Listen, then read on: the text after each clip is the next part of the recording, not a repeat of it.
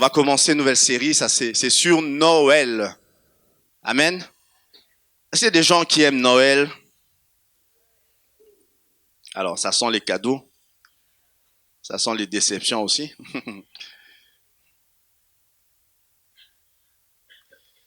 Noël. Alors, c'est un temps qui est souvent particulier, parce que Noël, ça peut rappeler des très bons souvenirs à certains, mais pour d'autres personnes, c'est des moments difficiles, parce que c'est des moments où on peut se rendre compte qu'on est seul. C'est souvent des moments où de grande joie pour certains, mais le moment de grande frustration pour d'autres, parce que c'est un moment où, des fois, les gens se rendent compte que la famille est loin, où la famille est divisée, et que, des fois, les Noëls de maintenant ne ressemblent pas à ce que nous avons vécu dans le passé. C'est souvent un moment un peu compliqué, et les gens réagissent très différemment en fonction de ce qu'ils ont connu dans le passé, de ce qu'ils vivent actuellement. C'est un moment de joie pour certains, mais un moment de foi, de frustration et de difficulté pour d'autres. Alors ce matin, nous allons parler du premier Noël. Du premier Noël. Alors, on va être d'accord, on va se mettre d'accord tout de suite avant d'entrer dans les polémiques. Il n'y avait pas un sapin ce jour-là. Vous êtes d'accord? Ça, c'est venu après. Il n'y avait pas un barbu avec tiré par des reines qui offraient des cadeaux ce jour-là. C'était pas comme ça, c'était pas ça. Il n'y avait pas des nains ou ce genre de trucs. On n'est même pas sûr qu'il y avait la vache et l'âne dont on chante tout le temps. On n'est même pas sûr de ça. On dit simplement, il y a tout ce que la religion, la tradition a brodé tout autour, et il y a ce qu'on appelle le vrai message.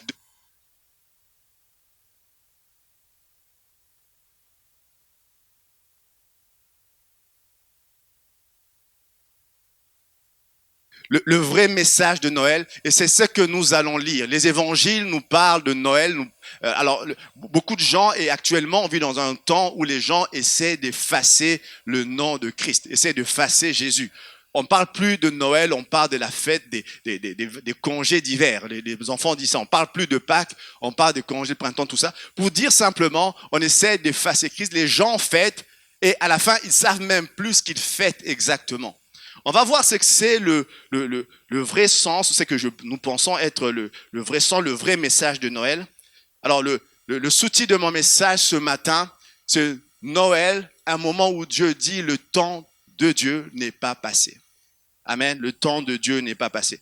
Étrangement, quand vous lisez le livre de Luc, parce que Luc est assez précis, assez pointu dans ce qu'il fait, il est en train de parler. Luc et Actes font partie du même livre. C'est une suite. On les a divisés un peu pour que ça soit plus facile à lire. Mais Luc et Actes sont partie du même livre. Et Luc est en train d'écrire à un certain Théophile. Il y a un Théophile ici? Il y a des Théophiles ici?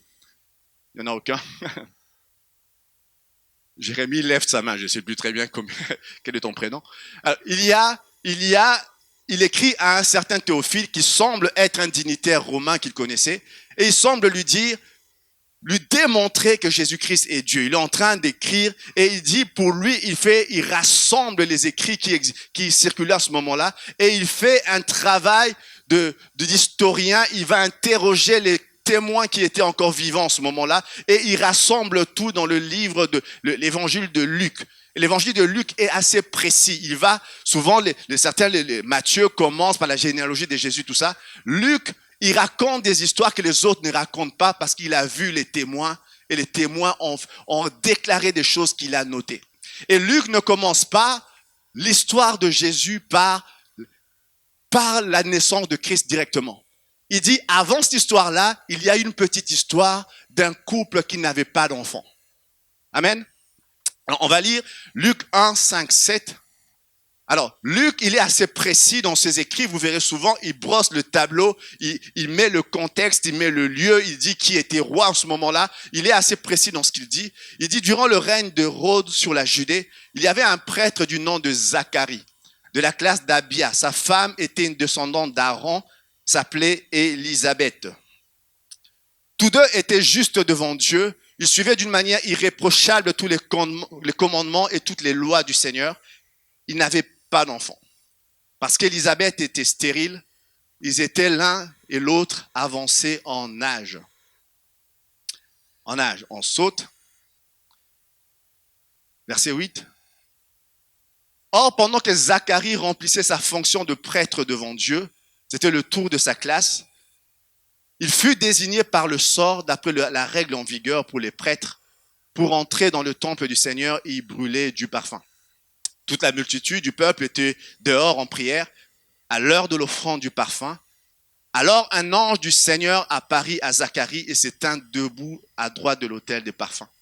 Zacharie fut troublé en le voyant et la peur s'empara de lui.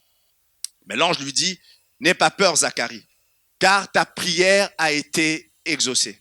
Ta femme Élisabeth te donnera un fils et tu l'appelleras Jean. Il sera pour toi un sujet de joie et d'allégresse et beaucoup se réjouiront de sa naissance, car il sera grand devant l'Éternel. Il sera grand devant l'Éternel. » L'histoire commence par un couple stérile.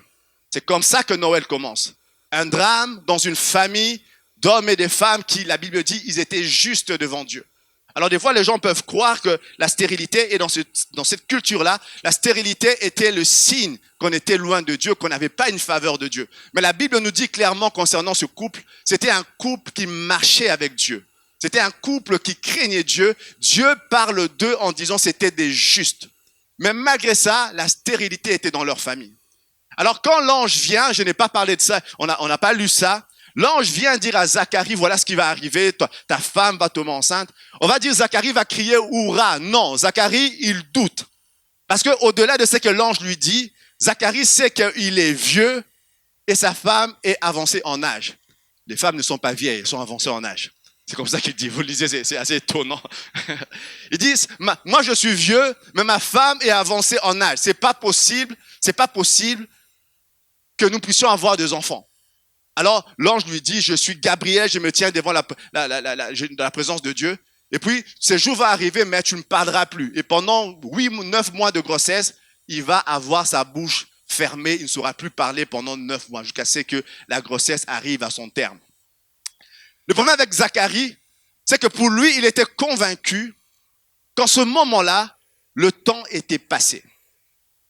Il y a des choses qu'on peut espérer jusqu'à un certain temps, mais à un moment donné, on peut juste se rendre compte que l'horloge biologique, le temps biologique, le temps de dire simplement que c'est fini, c'est passé. Moi, j'aime, quand je lis cette histoire, j'étais en train de dire, mais est-ce qu'ils savaient, dans Galates, on va lire, Galates 4:4, en parlant de ce temps-là qu'ils étaient en train de vivre, l'apôtre Paul écrivait, mais lorsque les temps ont été accomplis, Dieu a envoyé son fils, né d'une femme, né sous la loi. Moi, j'aime beaucoup ce verset. Il dit, lorsque les temps ont été accomplis, c'est-à-dire, Zacharie était en retard par rapport à ça. Il se disait, mon temps est passé. Mais dans l'horloge de Dieu, c'était le temps de Dieu qui arrivait. À un moment donné, Zacharie, il est en train de douter, et moi j'aime bien ce terme-là quand il est dit, quand les temps ont été accomplis.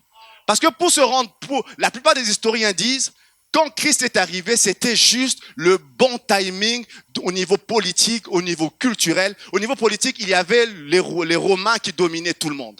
Simple. Au niveau culturel, tout le monde commençait à avoir la même culture, commençait à parler la même langue. Au niveau de la sécurité, c'était plus facile, on pouvait circuler d'une région à l'autre. Donc toutes les conditions étaient réunies pour que l'évangile aille très vite. C'était le temps de Dieu. Zacharie, lui, regarde son propre timing, il s'est dit, je suis en retard, c'est fini pour moi. Dieu regarde son timing, il dit, c'est maintenant que les choses vont se faire. Deux fois, nous croyons que nous sommes en retard parce que nous ne sommes pas connectés à l'heure de Dieu. Nous sommes des fois en retard parce que nous regardons d'autres types de montres. Et la Bible et le monde est rempli de toutes sortes d'horloges biologiques, l'horloge de toutes sortes d'horloges. Mais nous devons nous connecter à l'horloge de Dieu. Nous devons nous connecter.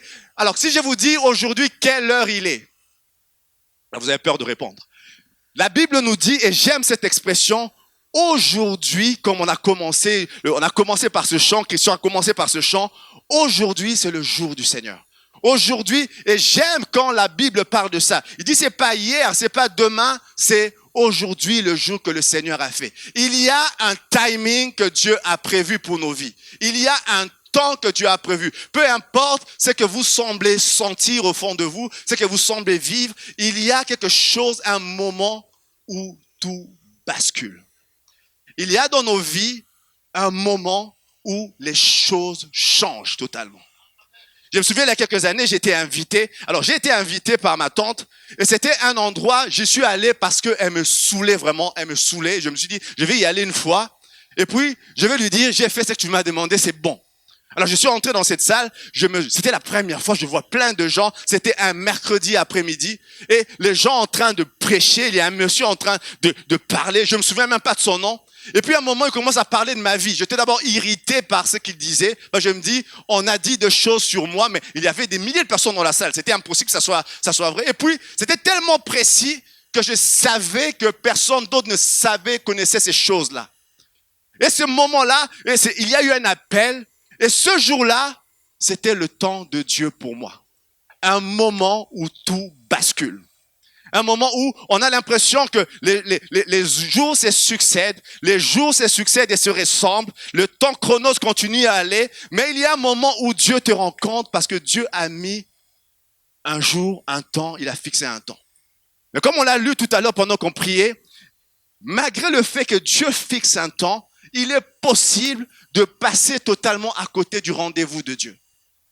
La Bible parle à un moment d'une région, il parle de Nazareth, tout ça. Il dit de cette région-là, vous n'avez pas connu le temps où vous avez été visité.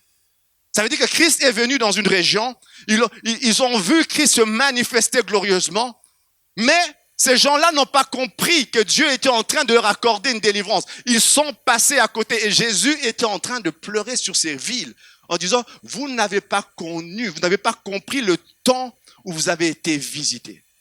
Ça veut dire quoi? Il y a de possibilités, alors qu'il y a un rendez-vous de Dieu, qu'on passe totalement à côté de ce que Dieu a fait, de ce que Dieu veut faire. Moi, je dirais ce matin, j'étais en train de prier, Dieu me mettait à cœur. Il y a des gens qui vont connaître leur moment avec Dieu. Ils vont connaître un moment. Moi, je peux dire dans ma vie, j'ai connu des tas de moments. Ce jour-là, je vous raconte cette histoire-là où j'ai répondu pour la première fois de ma vie à un appel. Et ce jour-là, je ne savais pas ce qui prenait place. Je rentrais chez moi ce jour-là, j'avais 17 ans. Et ce jour-là, c'est la première fois de ma vie que je vienne prier sérieusement. La première fois de ma vie que j'entre dans ma chambre. Et je suis rentré, je ne disais rien. J'étais troublé par ce qui avait pris place. Je suis rentré dans ma chambre à genoux et la première fois de ma vie, je me suis mis à prier seul, la première fois. Qu'est-ce qui s'est passé? Il y a eu un moment qui a tout changé. Il y a un moment où les choses basculent. Et c'est un moment où celui qui est juste sympathisant dans une église devient un passionné de Christ. Là, celui qui vient juste parce qu'il doit accompagner quelqu'un. Moi, ce jour-là, je n'étais pas un passionné. Je ne savais même pas ce qu'ils faisaient ces gens-là. J'étais surpris de voir ces gens prier à haute voix. Je n'étais pas habitué à ça. Ce jour-là, j'étais venu en spectateur. Je suis sorti de là passionné. J'étais venu pour voir ce qu'ils font. Et je ne suis plus vraiment retourné. J'étais ailleurs après. Mais je suis sorti de là un autre homme. Parce qu'il y a eu le moment de Dieu. Sans ce moment-là, nous perpétuons des traditions. Sans ce moment-là, nous allons faire des choses parce que les autres l'ont fait sans comprendre le sens de cela. Il y a des moments qui changent tout. Il y a quelques années, non, un an. Il y a un an, j'étais aux États-Unis et j'ai fait la connaissance d'un gars. Ce qui m'a frappé quand je l'ai vu, c'est qu'il parlait plein de langues. J'étais assez sidéré par ça. Il parlait plein de langues. Il parlait de l'espagnol, en français, en anglais. Moi, ça me surprenait un tout petit peu. Et puis, on a un peu discuté. Mais puis après, j'ai lu l'histoire de ce gars. C'était un peu étonnant. Il n'est pas très âgé. Il avait une quarantaine d'années, un peu comme nous. Et puis, à un moment, il a travaillé, il a étudié, il est diplômé d'MIT. Vous connaissez MIT? Les ingénieurs connaissent MIT? Ils sont jaloux, non? MIT, c'est une école américaine, Massachusetts Institute of Technology. C'est la plus grande école, la plus prestigieuse école d'ingénieurs qui existe aux États-Unis. Et ils sont prestigieux. C'est vraiment la plus grande école d'ingénieurs. Lui, il était diplômé d'MIT. Et il travaillait dans une société d'aérospatiale. Il commençait à travailler là. Et en même temps qu'il était diplômé, il avait postulé, il y a quelques années, 5-6 ans, il avait postulé à la NASA pour être astronaute en même temps. Et puis, sa candidature avançait et puis on lui dit qu'il était en bon ordre pour être sélectionné. Et en même temps, dans sa boîte, le patron vient lui dire qu'il pense le faire devenir et lui fait une proposition pour être vice-président de la boîte d'aéronautique. Quelqu'un dit amen à ça, c'est très bien. En même temps, Dieu vient lui dire, c'est le moment pour toi de choisir une voie. Et la voie que Dieu lui disait, c'est, toi tu es appelé à former des gens qui vont changer des nations. Et puis tu dis amen, mais lui il pleurait son chèque, regarde. Il dit, il y a pour toi, je te mets devant toi, tu dois former des gens qui vont aller changer des nations. Ça, c'est un moment où tout bascule. Un moment où tu ajoutes le choix entre faire l'argent et faire le royaume. Entre simplement gagner plus d'argent ou gagner des hommes et des femmes pour le royaume de Dieu. Et il dit, il raconte lui-même comment c'était une bataille dans son cœur. Et puis il a juste décidé, il met tout de côté, il devait travailler pour Dieu à temps plein. Et puis il disait, et dans son témoignage, je regarde tous les choix que j'ai faits dans ma vie. Et puis je me souviens des hommes et des femmes que j'ai formés qui revenaient me dire des années, des mois plus tard, nous étions dans telle ville, nous étions en train de prêcher dans telle ville, dans la rue, comme tu nous as appris. Des milliers, des centaines de personnes se convertissaient, se venaient au Seigneur. Et là, quand il entendait ces témoignages, il disait, c'est pour cela que Dieu m'a envoyé ici, sur la terre. Il y a des moments, et je prie que ça soit que vous connaissez ça. Alors certains sont en train de dire, pas moi, pas mon travail, tout ça. Je le sais, je le vois dans votre tête déjà. Mais je dis ceci, peu importe le domaine, il y a nécessité que vous rencontriez, que vous ayez votre moment avec Dieu. Un moment où les choses basculent. Vous ne pouvez pas juste vivre votre vie chrétienne sous la foi du pasteur, sous la foi d'un frère, sous la foi d'un autre. Vous devez avoir votre propre expérience avec Dieu. Vous devez avoir votre moment avec Dieu, parce que quand on viendra vous dire pourquoi tu as fait ce choix-là, tu ne peux pas dire le pasteur m'a dit, c'est pas suffisant. Il faudra que tu saches quelque chose que Dieu te dit à toi personnellement. Personnellement. Je prie ce matin pour qu'il y ait un moment où les choses basculent dans les vies. Vous savez, ce moment vous fait passer d'un chrétien moyen à un chrétien passionné. Ça vous fait passer d'un chrétien qui vient juste les dimanches à un chrétien qu'on voit tout le temps en train d'aller prêcher, en train d'aller toucher ici des gens et là. Pourquoi ça? Parce que ce n'est pas juste quelqu'un qui suit tout le monde, c'est quelqu'un qui a rencontré Dieu. Et vous savez, ces genres de personnes-là, vous pouvez les enlever d'un endroit, les conduire ailleurs, parce que son attachement à Dieu n'est pas lié à une structure religieuse. Son attachement à Dieu est lié à Dieu lui-même. Vous savez quoi? Dieu est partout. Vous l'emmenez ailleurs, vous le trouvez, il est toujours le même passionné, en train de faire des choses pour Dieu. Mais tu dis, mais qu'est-ce qui se passe dans ce gars-là? Tu l'as emmené ailleurs, tu crois qu'il va s'éteindre? Il ne va pas s'éteindre. Parce qu'il a une relation personnelle avec Dieu. Moi, j'ai vu des gens, malheureusement, à un moment, ils marchaient avec Dieu, et puis il y a eu ça peut arriver, ça arrive des fois, un souci avec le pasteur, tout ça. Le pasteur l'a mis de côté parce qu'ils n'étaient pas en désaccord. Et puis, on a vu le gars s'éteindre. Et puis, quand on discutait avec lui, mais écoute, tu as servi Dieu, tu étais presque pasteur adjoint, tout ça. Mais qu'est-ce qui se passe? Il disait, oh, tu sais, dans ce truc-là, si tu n'es plus avec, tu n'es plus rien. Et puis, il abandonne le Seigneur parce qu'avec le pasteur, ça ne se passait pas bien. Parce que simplement, je dirais ceci, il n'a pas connu son moment avec Dieu. Il vivait peut-être, il bâtissait sur sa relation avec le pasteur. Le pasteur t'apprécie, tu es bien. Il t'apprécie moins bien, tu as l'impression que Dieu ne t'apprécie pas non plus. Et puis quand ça ne se passe pas bien, quelque chose casse. Parce que sa vie, sa foi était basée sur ce que le pasteur disait, pas sur quelque chose qui était en train de naître avec Dieu. Il y a un moment où tout bascule. Je prie ce matin que vous puissiez connaître comme Zacharie ce genre de moment-là. Amen. Et j'aime bien parce que ce moment-là ne se passe pas n'importe quand. Mon premier point ce matin, ça se passe à l'heure de la prière. Amen. Alors pendant que Zacharie remplissait sa fonction de prêtre devant Dieu, c'était le tour de sa classe, il fut désigné par le sort d'après la règle en vigueur pour les prêtres, pour entrer dans le temple du Seigneur et y brûler du parfum. Toute la multitude du peuple était dehors en prière à l'heure de l'offrande du parfum. Alors, je vais vous dire un truc un peu compliqué. Après, il faut vous réveiller, il faut réveiller le voisin s'il ne va plus suivre. Réveille le voisin gentiment. S'il ferme les yeux, il n'est pas en train de prier, tu peux le réveiller. Il prie pas. Alors, le temple de Jérusalem, le temple comme Dieu l'a créé, comme Dieu l'a institué, avait trois parties. Il y avait la partie, les parvis, il y avait le lieu saint, il y avait le lieu très saint. OK? Alors, dans le parvis, c'était le peuple était là, dans le parvis, tout ça. Les sacrificateurs étaient là, les prêtres étaient là, on faisait des offrandes à l'extérieur. Et puis, une ou deux fois par an, on pouvait entrer, on tirait au sort quelqu'un qui pouvait entrer dans le lieu saint. Le lieu saint, on devait passer une porte, on entrait dans le lieu saint. Et dans le lieu saint, il y avait des choses qui étaient là. Il y avait la table de proposition, il y avait des pains de proposition qui étaient là. Il y avait un chandelier qui était là. Et puis, il y avait l'autel de parfum. L'autel de parfum. Et l'autel de parfum était juste devant un rideau qui menait vers le lieu très saint. Et on choisissait un prêtre, on tirait au sort un prêtre.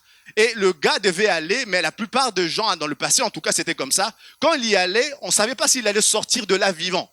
Donc, on attachait une corde sur son, avec des clochettes, on attachait une corde sur sa cheville, et il y avait des clochettes qui, certains vont dire, Dieu a changé, merci Seigneur.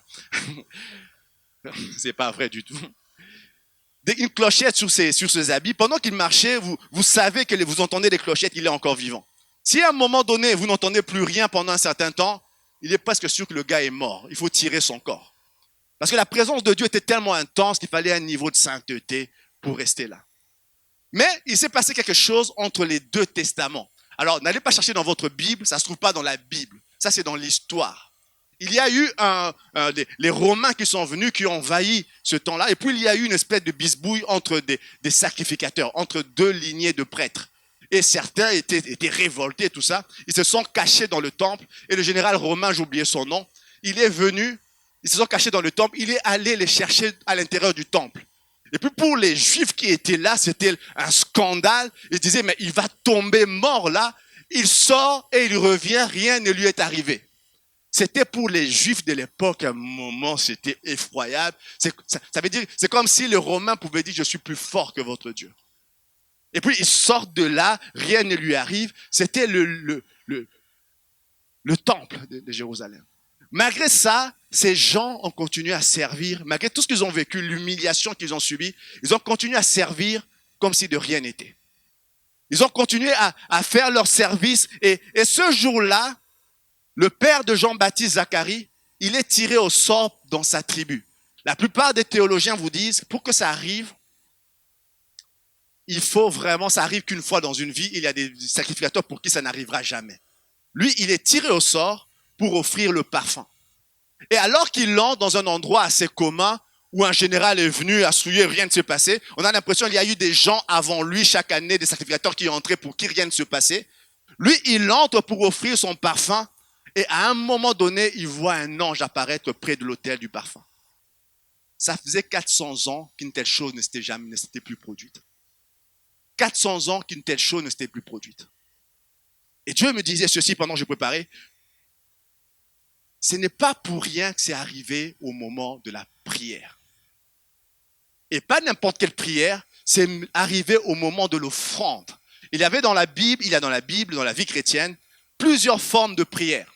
Il y a des prières qu'on fait où on vient demander des pétitions à Dieu. On vient demander, Seigneur, fais ça, Seigneur, j'ai besoin de ça, tout ça. Ça, ce sont des pétitions. Il y a des moments de prière, de proclamation. Il y a des prières d'action de grâce. Et il y a des moments particuliers, louanges, où on loue et on adore Dieu. Et ce moment-là, quand on dit que c'était l'heure du parfum, c'était le moment de la louange et de l'adoration. Ça veut dire, cet homme, croyez-moi, il avait toutes les raisons d'être amer, parce que sa vie personnelle était une vie qui n'était pas glorieuse, on va dire. Il entre là, au moment de la louange, de l'adoration, pour offrir son parfum, et à ce moment précis, Gabriel apparaît. La dernière fois, on a parlé des clés pour sortir du désert. On avait dit une des clés, c'était de louer, d'adorer, de servir malgré tout. Je pense que cet homme avait toutes les raisons d'être amer. Il avait toutes les raisons d'être plaintif. Il avait toutes les raisons de ne pas louer, de ne pas adorer. Mais la Bible dit ceci, qu'au moment où il offrait son parfum, un ange est apparu. Précisément à ce moment-là. Je me dis, Seigneur, mais il y avait l'ange a rencontré, le même Gabriel a rencontré Marie à l'extérieur, a rencontré Joseph ailleurs, mais pour Zacharie, la rencontre devait avoir lieu à cet endroit-là. Je me dis, mais Seigneur, si ce gars-là n'était plus à cause de ce qu'il a vécu, à cause de toutes ces choses qui étaient dures dans sa vie, s'il n'était plus en état de venir à cet endroit-là, qu'est-ce qui se serait passé? Un rendez-vous raté. Un rendez-vous raté. Il y a quelque chose d'extraordinaire qui se passe lorsque vous continuez à servir et à adorer malgré tout. Malgré tout ce qui arrive. On va en parler tout à l'heure.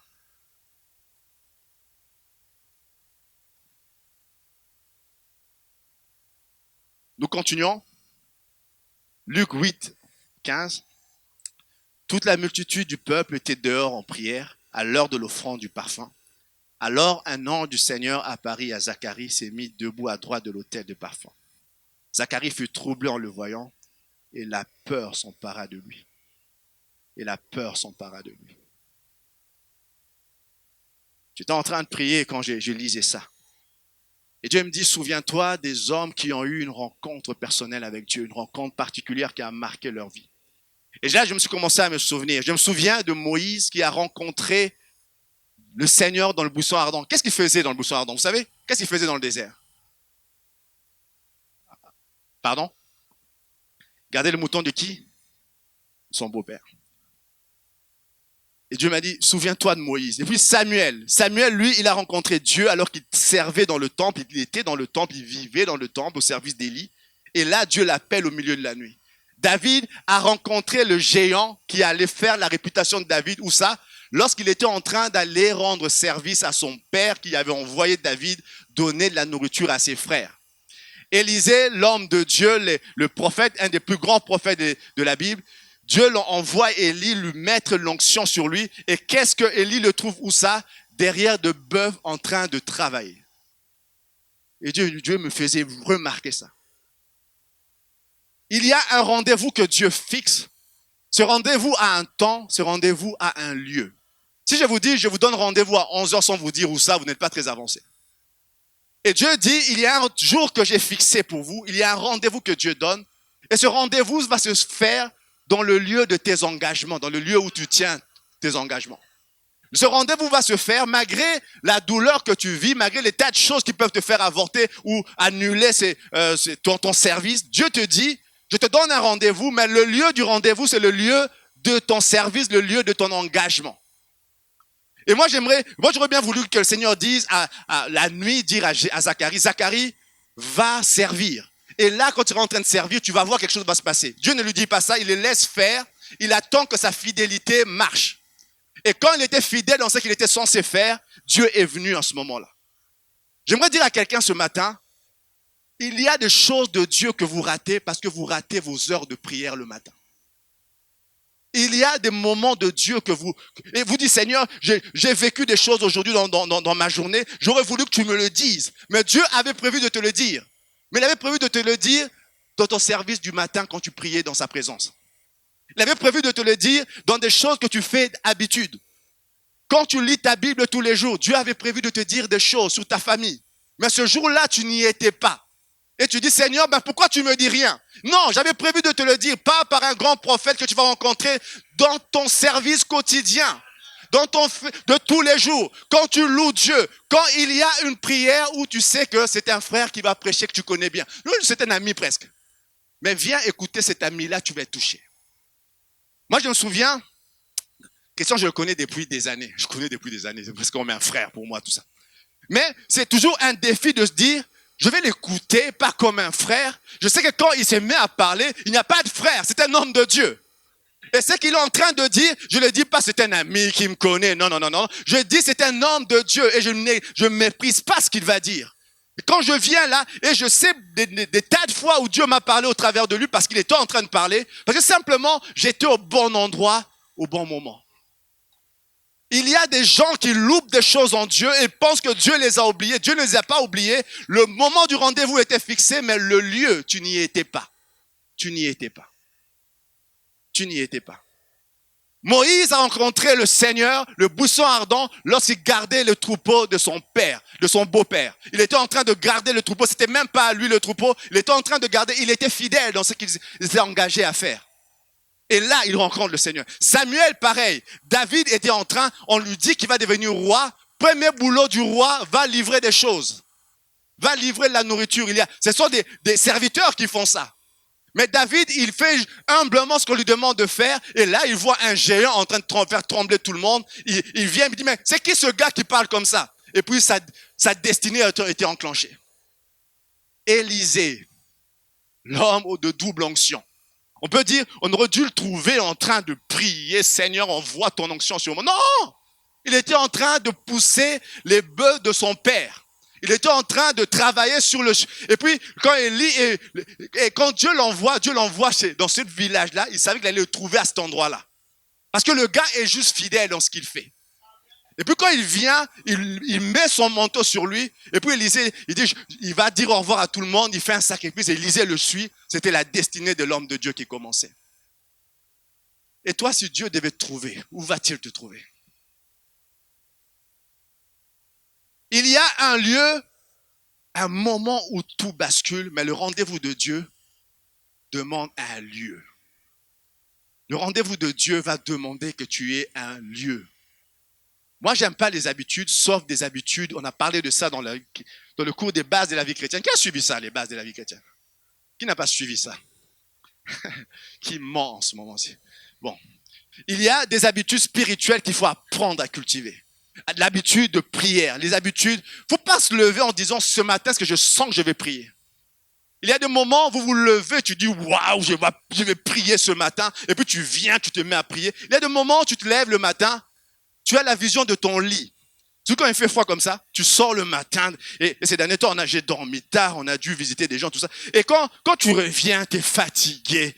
Le matin, ne crois pas que tu vas te réveiller en chantant voici le jour que Dieu a. Non! Quand tu te lèves le matin, tu es juste fatigué, tu vois juste ton lit, qui te dit, viens, reviens. De toute façon, un jour devant Dieu, c'est pas grave, viens, tu es fatigué, c'est normal que tu te reposes, tu es un homme, non? Et tu entends tous ces cheminements, et puis tu dis, non, il y a trop de défis pour que je reste dormir, Seigneur. Et puis je me mets à prier au début. Au début, vous pouvez pas croire que c'est facile à un moment donné. Et vous savez, il y a des choses que j'ai compris qu'il ne faut pas jamais faire. Tu pries en déposant ta tête sur ton lit, ça c'est vraiment dangereux. Fais pas ça. Moi, quand c'est comme ça, je dois quitter, je vais dans mon bureau en bas, je quitte, je dois me lever, il fait des fois froid, tout est éteint. Et puis je viens dans la présence de Dieu. Et puis à un moment donné, soit je me mets à louer simplement, je me mets à parler en langue, je ne sais pas. Et puis à un moment donné, au début, vous ne croyez pas que c'est après un moment tu es en forme. Non! C'est difficile au début quand tu commences. Et puis tu te mets à prier, et puis tout d'un coup, le ciel s'ouvre. Et puis à un moment, tu pries, tu regardes, tu as fait 2 heures. Tu dis, je dois courir, je dois faire ça, je dois faire ci. À un moment donné, quelque chose se passe, tu es dans la présence de Dieu. Mais au début, quand tu viens, ce n'est pas l'envie de prier qui te conduit, c'est ta fidélité dans ce que tu t'es engagé à faire. Et puis là, Dieu te dit des choses. Et puis et puis des fois, vous avez carrément un dialogue avec Dieu. Au moment où tu te mets à louer, tu te mets à adorer. Et puis tout d'un coup, ça devient comme une étude biblique. Et Dieu est en train de te parler des choses. Il commence à te dire des choses que tu avais déjà lues, mais tu n'avais jamais vu ça comme ça. Comme une espèce de dialogue avec Dieu. Waouh! Moi, je me dis, si quelqu'un vient m'entendre ici, il va m'entendre en train de parler tout seul, il va me prendre pour un fou. C'est même pas une prière, c'est comme un dialogue avec Dieu carrément. Pourquoi ça? Dieu t'attendait au lieu de la prière. Dieu t'attendait à cet endroit-là. À un moment, on va lire plus loin, le temps où Élisabeth devait accoucher arriva et elle enfanta un fils. Ses voisins et ses parents apprirent que le Seigneur avait fait éclater envers elle sa miséricorde et se réjouir avec elle. Pendant 9 mois, Élisabeth a caché sa grossesse. La chose était curieuse, moi, je dirais. Dieu les avait visités et vous pouvez passer près de cette maison-là, vous n'allez pas entendre des bruits. Vous savez, des fois, quand Dieu vous visite, vous êtes dans la joie, tout ça. Non, vous allez passer près de cette maison-là. Ça aurait été silencieux parce que simplement, Zacharie était devenu muet. C'est juste ça comme raison. Et puis, à un moment donné, l'enfant naît, tout le monde apprend. Waouh, il s'est passé quoi? Elle a quel âge? Elle a enfanté, c'était maintenant la nouvelle, les gens venaient voir. Et puis les gens disent, mais on a tellement entendu cet enfant, c'est tellement glorieux, on va l'appeler Zacharie comme son père. Et puis son père prend un écriteau et dit, non, non, non, son nom ne sera pas Zacharie, son nom sera Jean. Jean-Baptiste, son nom sera Jean. Et après ça, le gars qui ne parlait pas depuis 9 mois, il s'est mis à chanter. Il s'est mis à chanter, il a composé ce cantique. Il dit, Zacharie, son père, fut rempli du Saint-Esprit et il prophétisa en ces mots. Béni soit le Seigneur, le Dieu d'Israël, de ce qu'il a visité et racheté son peuple. Et nous a suscité un puissant sauveur dans la maison de David, son serviteur. Là, il parle de Jésus. Et il dit à un moment donné, comme il avait annoncé par la bouche de ses saints prophètes des temps anciens, un sauveur qui nous délivre de nos ennemis et de la main de tous ceux qui nous haïssent. Et toi, petit enfant, il parle de son fils, tu seras appelé prophète du Très-Haut, car tu marcheras devant la face du Seigneur pour préparer ses voies, afin de donner à son peuple la connaissance du salut par le pardon de ses péchés. Grâce aux entrailles de la miséricorde de Dieu, en vertu de laquelle le soleil levant nous a visités d'en haut, pour éclairer ceux qui sont assis dans les ténèbres, dans l'ombre de la mort, pour diriger nos pas dans le chemin de la paix. Mettez ça en musique maintenant, c'était bien. Mettez ça en musique. Et il est en train de... Et moi je dis, les gens qui passaient là, on sait que tu as entendu cet enfant depuis longtemps, mais n'exagère quand même pas, mon gars. N'exagère pas, tu dis, il sera revêtu de la puissance d'en haut, le soleil va se lever parce que cet enfant est né. Nous aussi on a des enfants, n'exagère pas quand même. N'exagère pas. Des fois, je suis en train d'écouter un chant, j'aime ces derniers temps, j'étais en train de l'écouter. Des fois les gens quand ils louent, quand ils adorent, quand vous voyez des fois faire certaines choses, c'est parce qu'ils savent par quoi ils sont passés. Vous pouvez les voir, et des fois vous pouvez être là, vous avez juste un chant, vous êtes en train de regarder, de penser à votre poisson de midi, et lui tu vois lui en train de louer de façon extravagante, et tu le regardes, tu dis il est en train de faire ça parce qu'il sait ce que le Seigneur a fait pour lui. Et cet homme en train de chanter, et les gens disaient, mais il était âgé, tout ça, l'enfant né, il est en train de bouger, de chanter, de commencer à prophétiser, dire des choses. Il le fait parce qu'il sait par où il est passé. Et ce que Dieu faisait, Dieu ne répondait pas simplement à son besoin. Dieu était en train de répondre aux besoins de l'humanité. Et c'est que cet événement-là, pourquoi on en parle à Noël? Parce que c'était le go de Dieu. À un moment, on a l'impression que rien ne se passe dans la vie d'un homme. Désastre, difficulté. Tu as l'impression que Dieu t'a oublié. Non, non, non, Dieu t'a pas oublié. C'est juste le temps de Dieu qui vient. Et puis à un moment donné, quand les choses commencent à prendre place, Dieu dit go, les choses y vont. Et puis les choses commencent à prendre place. Les choses commencent à bouger. Et tu as juste l'impression qu'il y a une vie infructueuse commence juste à porter du fruit. Parce que Dieu a décidé de visiter. J'étais en train de prier ce matin. Dieu me disait, il y a ce matin dans l'église des gens avec qui j'ai rendez-vous. Des gens avec qui j'ai rendez-vous. Des gens avec qui j'ai fixé un point, un rendez-vous où les choses vont basculer. Et de ce rendez-vous-là, tu sortiras de là, alors que tu avais l'impression que ta vie ne portait plus de fruits, tu n'enfantais rien. Quand tu sortiras de ce rendez-vous de Dieu, tu vas commencer à voir que tu vas commencer à porter du fruit dans ce que tu fais. Tu vas commencer à avoir un fruit qui va demeurer. Et non seulement le fruit va demeurer, mais on va commencer à en parler de toi. Qui aurait pu croire dans cette ville-là que 2000 ans après, on serait en train de parler de Papa Zacharie? Qui pouvait croire ça? 2000 ans après, une culture qu'il ne connaît pas, un lieu qu'il ne connaît pas, les gens en train de parler de Noël et dit, mais attends, avant de parler de Christ, avant de parler de Jésus qui vient, il y avait une famille, il faut qu'on vous parle de Zacharie et d'Élisabeth. Un couple d'anonymes de l'époque, des gens qu'on ne connaissait pas, c'était pas des grands prophètes, tout ça, c'était juste des hommes qui ont répondu au rendez-vous de Dieu. Il y a quelque chose qui se passe lorsque vous ne ratez pas votre rendez-vous avec Dieu. Il y a une destinée éternelle qui s'enclenche. Noël, c'est quoi? Première partie ce matin. Noël, c'est ce temps, ce moment où Dieu dit, mon temps pour toi n'est pas passé. Mon temps pour toi n'est pas passé. J'ai des projets pour toi et mon temps pour toi n'est pas passé. Le temps semble passer pour toi, Mais dans l'éternité, pour moi, ton temps n'est pas passé. Il faut que tu aies cette rencontre qui change les choses.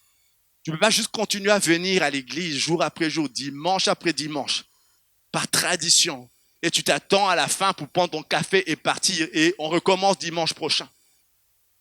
Fais-le, c'est par fidélité, oui, c'est bien. Mais il faut que tu aies un moment avec Dieu. Il faut que tu aies un moment où les choses basculent dans ta vie. Je peux vous citer des tas de moments où les choses ont basculé dans ma vie. Des choix de carrière, des choix de métier, des choix de ville où vivre, des choix d'église où aller, des choix. Un moment où tu rencontres Dieu et les choses changent. Les choses changent.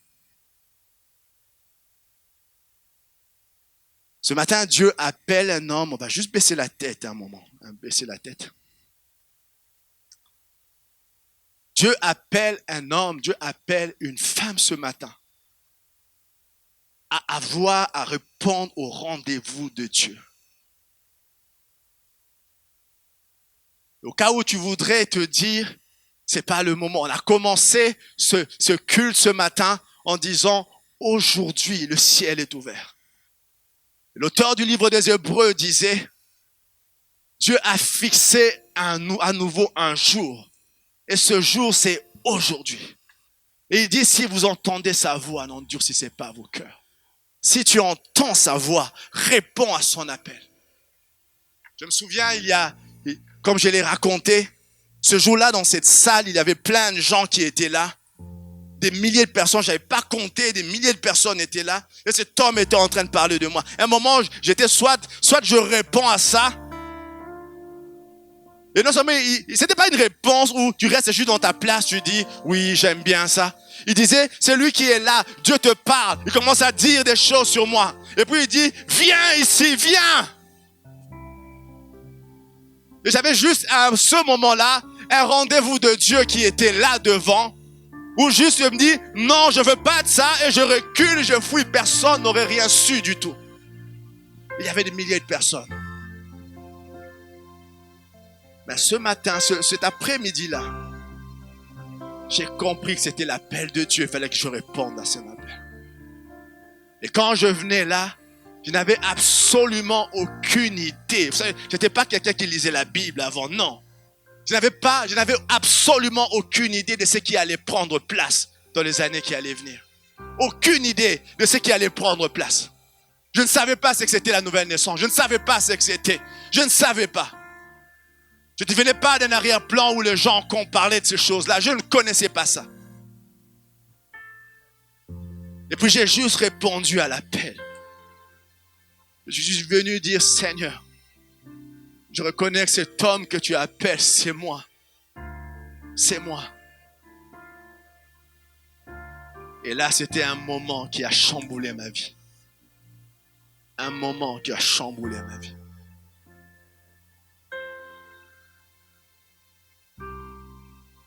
Ce matin, Dieu t'a fait un appel ce matin. À certains, Dieu refait un appel en disant, il faut que tu reviennes à moi.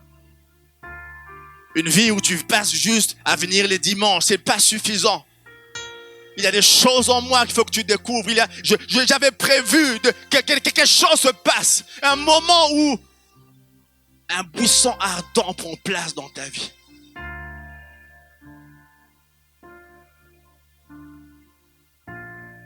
Dieu te dit, le jour que j'ai prévu, c'est aujourd'hui.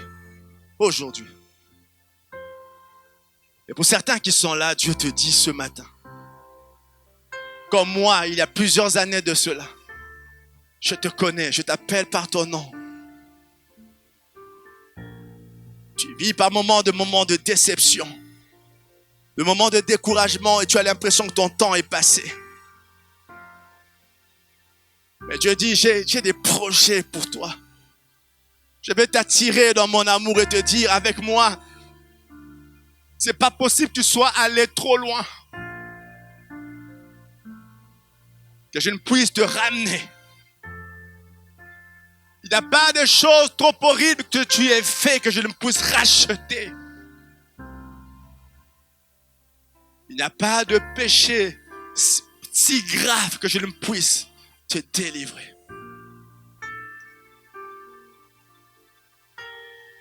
Dieu t'appelle à son amour. Il te donne, il te fixe un rendez-vous. Il dit, il y a un jour que le Seigneur a fait. Et ce jour, c'est aujourd'hui.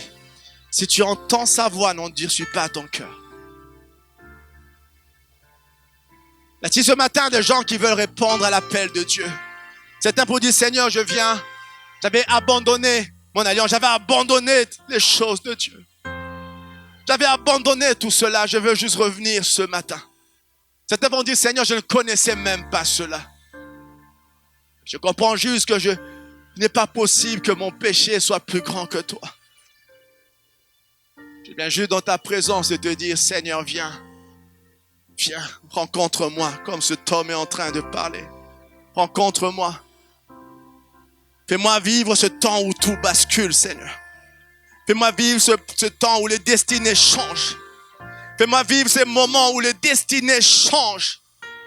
Vous aurez rencontré Moïse dans ce désert. Aucun de nous n'aurait parié un complexe sur lui.